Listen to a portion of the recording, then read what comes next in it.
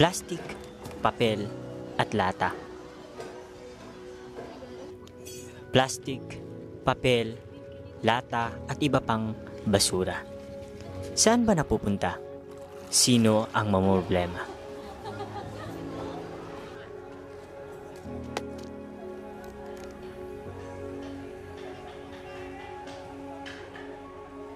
Nasa 164 milyon na sachets ang ginagamit ng mga Pinoy araw-araw batay sa isang pag-aaral.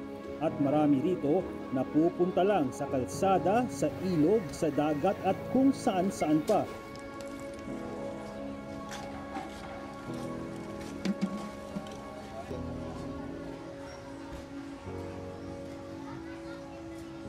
Mula dito, tanaw ko ang mga plastic na inyong candy at chicherya na pinagkainan.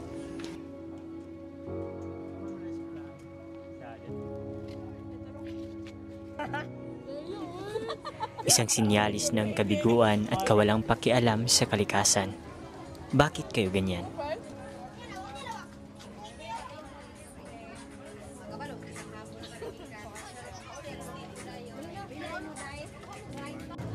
Basurang nagkalat, hindi na bago. Ngunit, bawat piraso nito ay may epekto.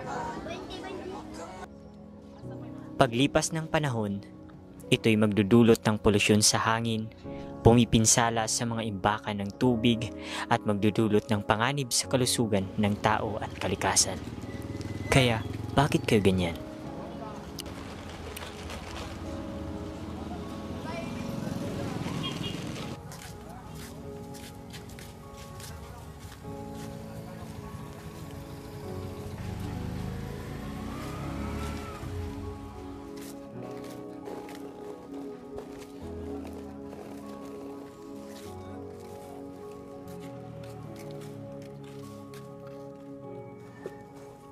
Ako si Jan. Ito ang lakad ko para sa kalikasan. Sa bawat hakbang na ating ginagawa, tayo ay nagbibigay hindi lamang ng solusyon, kundi pati na rin aral sa bawat isa. Ang bawat piraso ng basura na ating inangat mula sa lupa ay isang hakbang patungo sa pagbabago. Sa bawat pagpulot natin ng basura, tayo ay nagiging huwaran at inspirasyon sa iba na gawin ang parehong bagay. Sa bawat lakad para sa kalikasan, tayo ay nagiging bahagi ng solusyon. Hindi lang tayo naglalakad para sa sarili nating kapakanan, kundi pati na rin para sa kapakanan ng hinaharap. Ang bawat hakbang, bawat piraso ng basura na ating pinupulot ay isang pagtupad sa ating responsibilidad bilang mga tagapangalaga ng kalikasan. Maaaring ito'y maliit lamang na bagay, subalit kung iisipin natin, ito'y nagpapangiti sa kalikasan.